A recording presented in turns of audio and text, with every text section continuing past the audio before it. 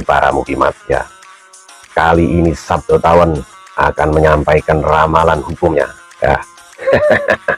Ramalan hukumnya berkaitan dengan peristiwa-peristiwa yang sudah ada bukti-bukti yang sangat kuat ya, perbuatan-perbuatan yang berupa menunjukkan rasa benci, kebencian kepada golongan rakyat Indonesia lainnya ya.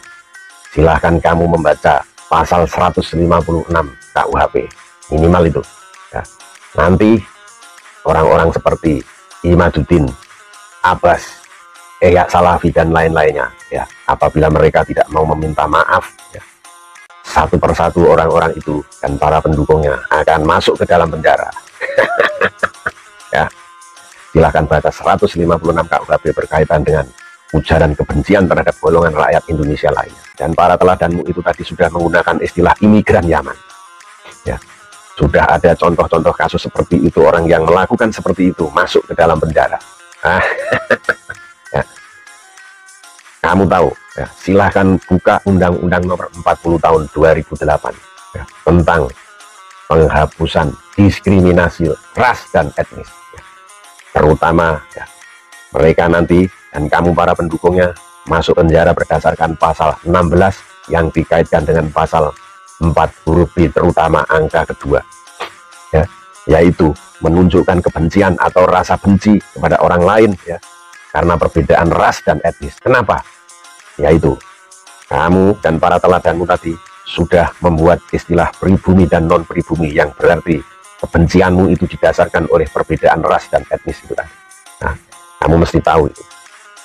Apalagi itu sudah disebar-sebarkan di medsos dengan maksud untuk mendukung para teladanmu itu tadi. Kamu menjadi mukimat, mukibinya si Imat ya, melalui YouTube, melalui TikTok, melalui Instagram, melalui Facebook dan lain sebagainya. Kamu mengungkapkan rasa ketidaksukaanmu, rasa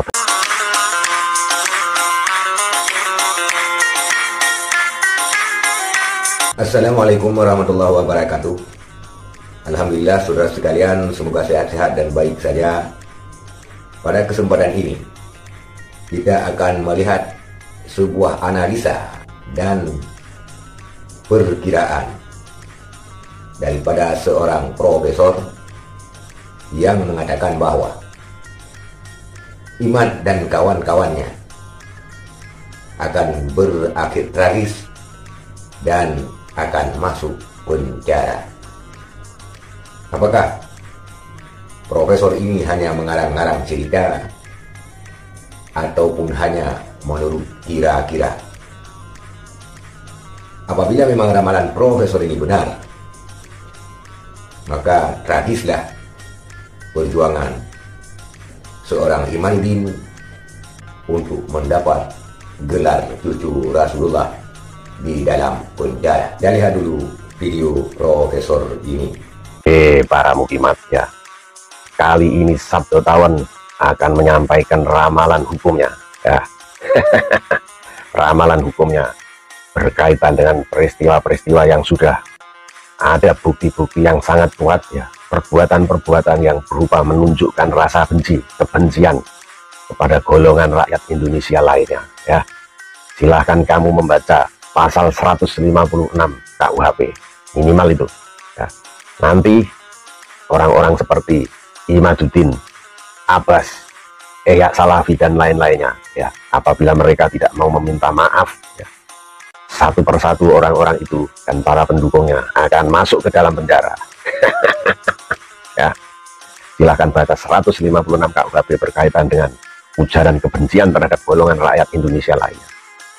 Karena apa? Para Habib itu juga warga negara Indonesia yang mempunyai hak dan kedudukan sama dengan yang lain.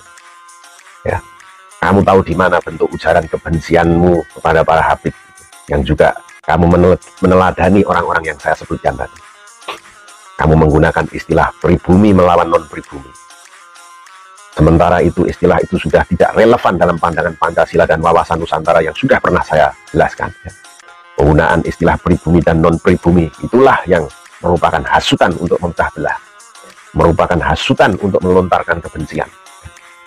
Kemudian kamu ya dan para teladanmu itu tadi sudah menggunakan istilah imigran Yaman ya, Sudah ada contoh-contoh kasus seperti itu, orang yang melakukan seperti itu masuk ke dalam penjara. Ya. Kamu tahu, ya, silahkan buka Undang-Undang Nomor 40 tahun 2008 ya, tentang penghapusan diskriminasi ras dan etnis. Ya. Terutama ya, mereka nanti dan kamu para pendukungnya masuk penjara berdasarkan pasal 16 yang dikaitkan dengan pasal 4 huruf B, terutama angka kedua, ya, yaitu menunjukkan kebencian atau rasa benci kepada orang lain ya, karena perbedaan ras dan etnis. Kenapa? Yaitu kamu dan para teladanmu tadi sudah membuat istilah pribumi dan non pribumi, yang berarti kebencianmu itu didasarkan oleh perbedaan ras dan etnis itu tadi. Nah, kamu mesti tahu itu.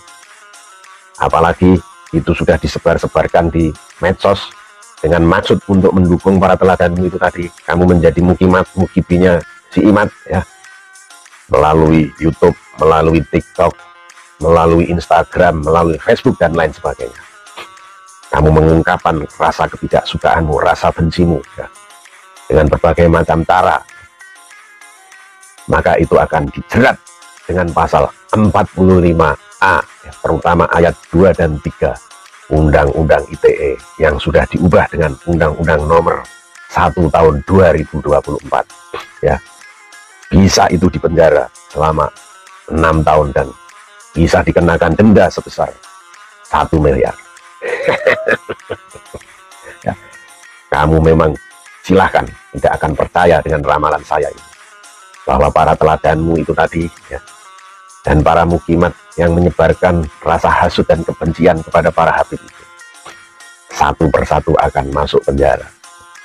Nanti divisi cybercrime kepolisian akan melacak akun-akun medsos yang biasa menyebarkan kebencian kepada para habib yang menggunakan istilah-istilah pribumi, non pribumi, menggunakan istilah imigran Yaman ya, kemudian menuduh-nuduh orang yang mendukungnya itu sebagai budak Yaman, jongos Yaman. Itu istilah-istilah seperti itu sudah menunjukkan hasutan dan rasa kebencian.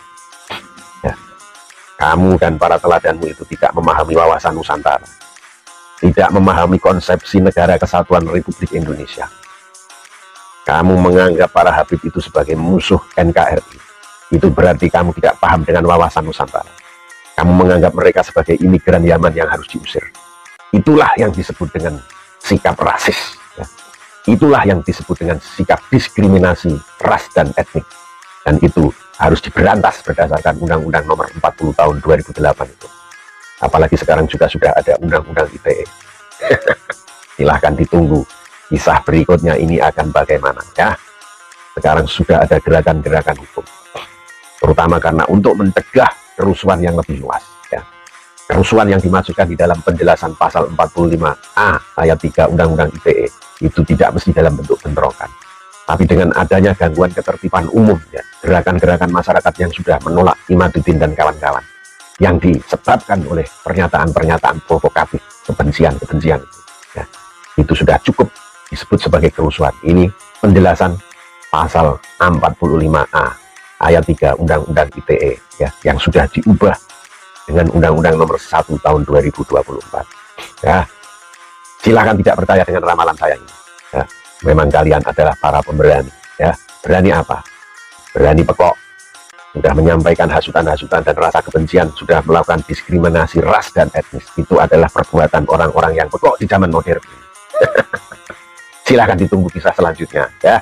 Ini akan semakin seru karena kepolisian sudah mulai bergerak untuk melakukan itu, bergerak menyelamatkan negara Indonesia dari orang-orang yang rasis yang bisa menyebabkan perpecahan NKRI. Itulah saudara sekalian ulasan daripada seorang profesor. Kalau akunnya bernama Sabda Tahun, dan dia juga mengakui Sabda Tahun. Analisis daripada profesor ini merujuk kepada KUHP, Kitab Undang-Undang Hukum Pidana. Karena rasisme daripada Imaduddin JS dan juga pengikut-pengikutnya yang sangat-sangat rasis dan pernah kita katakan berulang-ulang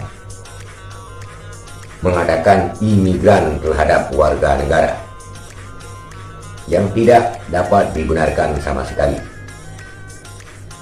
Imigran itu pendatang yang singgah yang bukan warga negara. Sedangkan para habaib yang diklaim sebagai imigran Yaman itu adalah warga negara Republik Indonesia sudah dari nenek moyangnya. Jadi kata-kata mengusir imigran Yaman, mau usir kemana? Mau usir ke Yaman, itu bukan negaranya. Kalau ada nanti istilah kata-kata usir imigran Cina, juga tidak bisa, karena dia orang Indonesia. Walaupun nenek moyang buyutnya orang Cina, tetapi karena nenek dan kakeknya sudah warga negara Indonesia, menetap di Indonesia, maka dia dikatakan orang berkebangsaan Indonesia. Tidak bisa mengklaim warga negara sebagai imigran. Ini framingan ini selalu kita pendapatkan bukan hanya daripada orang awam dari semukiman, tapi orang-orang yang kita lihat berkelas, berpendidikan daripada semukiman tetap mengklaim imigran Yaman. Bahkan di dakwah-dakwahnya imigran Yaman dengan tidak mempelajari dasar dan seluk-beluk hukumnya. Maka tidak heran ada seorang muhibin yang bertaruh, potong lidah saya, katanya. Potong lidah saya apabila sanggup mengusir satu orang saja ke Yaman Hadramaut, apalagi bencana satu orang saja mengusir warga negara ke Yaman Hadramaut, katanya. Potong lidah saya, karena ini tidak mungkin terjadi. Ini adalah rasisme saja, kebencian terhadap warga negara, sehingga saudara kita sendiri menganggap bukan berkebangsaan Indonesia. Maka dari karena ini Sabda Daun mengatakan bahwa Imaduddin JS dan kawan-kawan akan berakhir tragis di penjara. Semoga ini tidak terjadi, dan kita harapkan kalaupun ada perselisihan daripada beda pendapat, sesuai dengan apa maksudnya terdahulu, melakukan tesis.